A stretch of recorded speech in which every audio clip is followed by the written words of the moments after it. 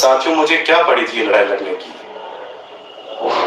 मैं आपको सच बताऊं तो मुझे अपनी पत्नी से बात किए हुए 2-3 दिन निकल जाते हैं। मेरी पत्नी जयपुर में रहती है, मैं अभी झुंझुनू और सीकर मेरा जो आना जाना लगा रहता है। 2 मिनट बात नहीं हो पाती मेरी 3-3 दिन से।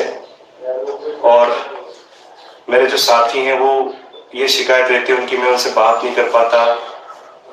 काफी लोगों से मेरी बात नहीं हो पाती। बच्चे जो हैं वो शक्ल जो जैसे हो रखी है मेरी, उसको देख देख के बोलते हैं कि पापा पागल जैसे कैसे हो रखे हैं। ये सब कुछ किसके लिए हो रहा है? अच्छी खासी नौकरी थी मेरी, यूपीएससी से सिलेक्ट था, मैं डायरेक्ट ऑफिसर था, 1,35,000 से ज्यादा सैलरी थी मेरी। नौकरी को छोड़ के आया, किसके लिए आया?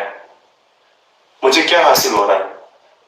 जब ये मुद्दा आज उठा है, कल 100% हम कामयाब भी होंगे उसमें, पर उसमें मुझे जो पर्सनली है वो मुझे क्या हासिल हुआ? मैं तो बेरोजगार हूं, आज मेरे पास कुछ भी नहीं है। इस लड़ाई में जो भी खर्चा हो रहा है वो अपने पास, मैं 4.25 लाख रुपए सरकार को पेड करके आया हूं जब नौकरी छोड़ी थी मैंने। और अब भी जो है प्रोग्राम्स होते हैं उसमें पैसा खर्च होता है। क्यों कर रहा हूं मैं? अपनी जेब से क्यों लगा रहा हूं? मुझे क्या हासिल होने वाला है? पूरे साथी जो है हमारे साथ जुड़े हुए हैं वो इस लड़ाई को अंतिम अंजाम तक, जो मुकाम तक पहुंचाना चाहते हैं। वो क्यों क्यों क्यों आखिर क्यों चाहते हैं ऐसा? साथियों, बार बार मेरे ऊपर आरोप लगाए जाते हैं कि इसके पीछे कोई खड़ा है, इसके साथ कोई है। मैं केवल एक प्रश्न करता हूं आप लोगों से कि आप साबित कर दीजिए। जो ये आरोप लगाते हैं मैं उनसे कहता हूं आप साबित कर दीजिए, हम ये छोड़ देंगे। मुझे सोए हुए, ढंग से सोए हुए 2-2 घंटे में सो पाता हूं रात को, हालत मेरी ये है। मैं मेरी जयपुर की पोस्टिंग बिल्कुल सुख की जिंदगी में जी रहा था। मैं आगे प्रमोट होकर मेरी पूरी सर्विस करता तो डीआईजी आईजी तक शायद मेरा प्रमोशन होता।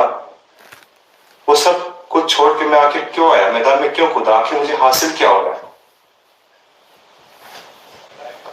हालत मेरी ये है, डॉक्टर जब मैं आईसीयू से बाहर निकला तो डॉक्टर ने कहा कि आप वीक सप्ताह भर फुल बेड रेस्ट लीजिए। मैं 4 दिन में बिस्तर से खड़ा होकर फिर मैदान में कूदा। किसके लिए कूदा, क्यों कूदा?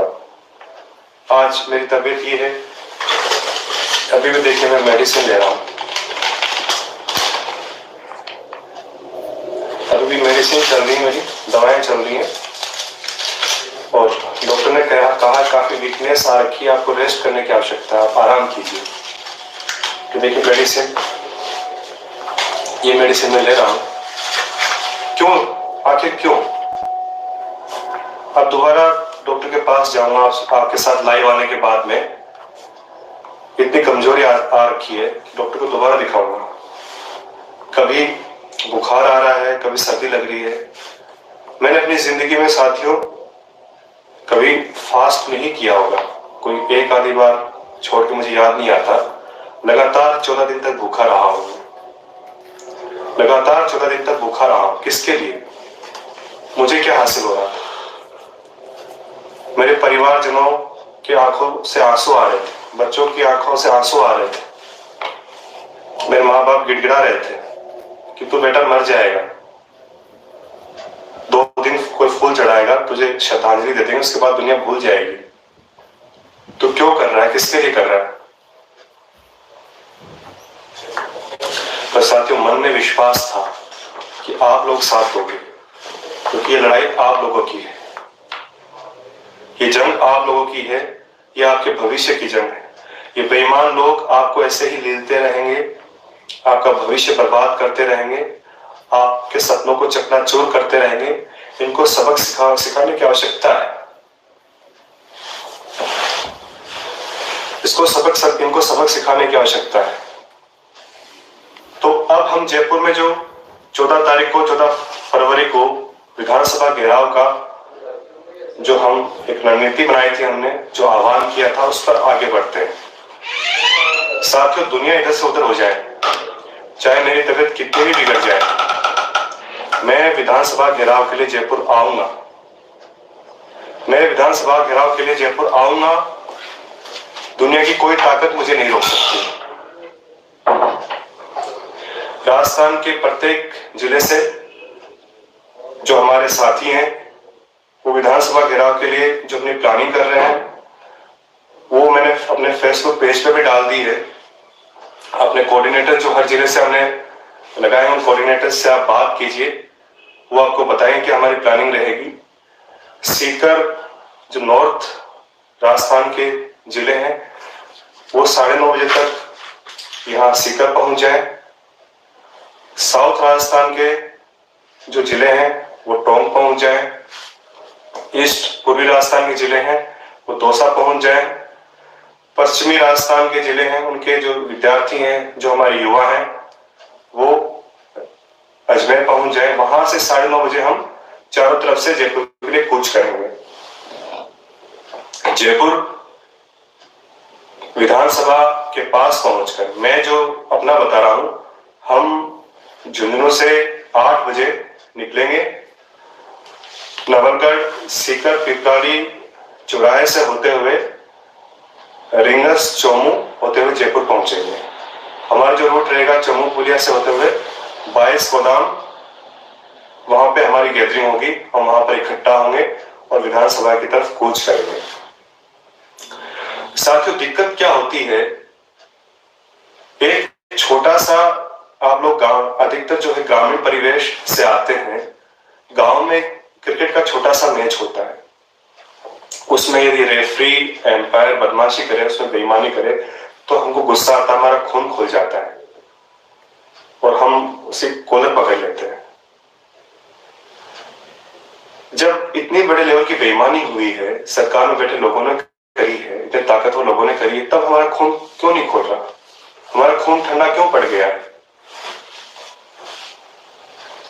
एक छोटा सा यदि हमारा 5 रुपए हमारे को ठग ले, उसका हमको गुस्सा आता है। यहाँ पे आप कितनी हजारों में अपनी फीस देते हैं, एग्जाम की फीस देते हैं, कोचिंग में पैसा खर्च करते हैं, अपना समय खराब कर रहे हैं, फिर भी आपके साथ चीटिंग हो रही है, तो गुस्सा नहीं आना चाहिए, खून खोलना चाहिए। साथियों, अब ये लकीर खींचनी ही पड़ेगी। या तो इन बेईमान लोगों के साथ में है कोई, या इन बेईमान लोगों के खिलाफ है। विधानसभा घेराव के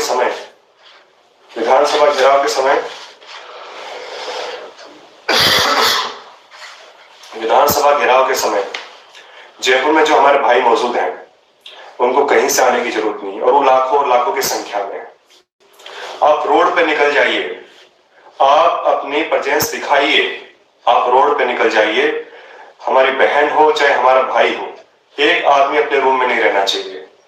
यदि आप इस धारणी, बेईमानी, इससे खिलाफ हो, तो आपको रोड पे आना चाहिए। यदि आप इनके पक्ष में हो, तो आप अपने कमरे में बैठिए, अपने मोबाइल में जो भी एंटरटेनमेंट करते हैं, मूवी देखिए, जो भी आप करना चाहते हैं आप कीजिए। पर आप इस धांधलीबाजी, इस जो चीट हो रही है आपके साथ में, इससे खिलाफ इस सिस्टम को सुधारना चाहते हैं, तो आपको रोड पे निकलना ही होगा। यदि आप वोट देने रोड पे निकल सकते हैं, तो इन बेईमानों को सबक सिखाने के लिए भी आपको रोड पे निकलना होगा। कोई पुलिस आपके खिलाफ मुकदमा नहीं करेगी।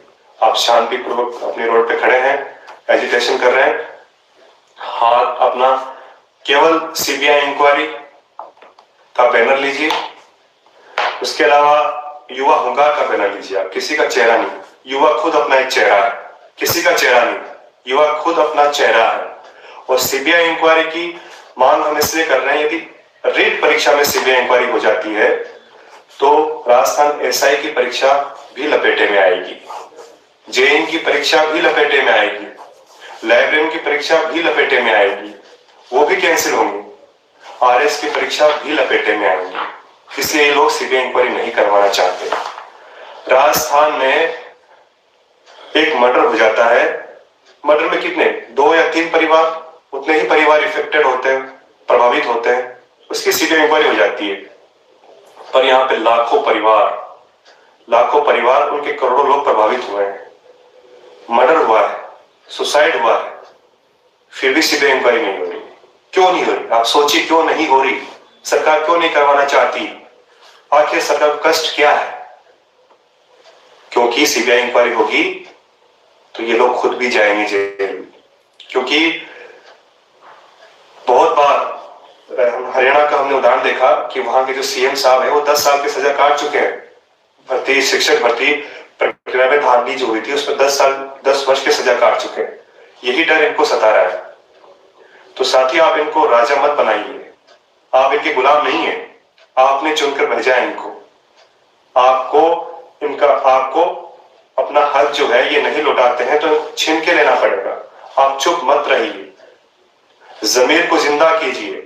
जिंदा है तो जिंदा अपने आप को दिखाइए, बहुत आवश्यक है। मैं अकेला कुछ भी नहीं कर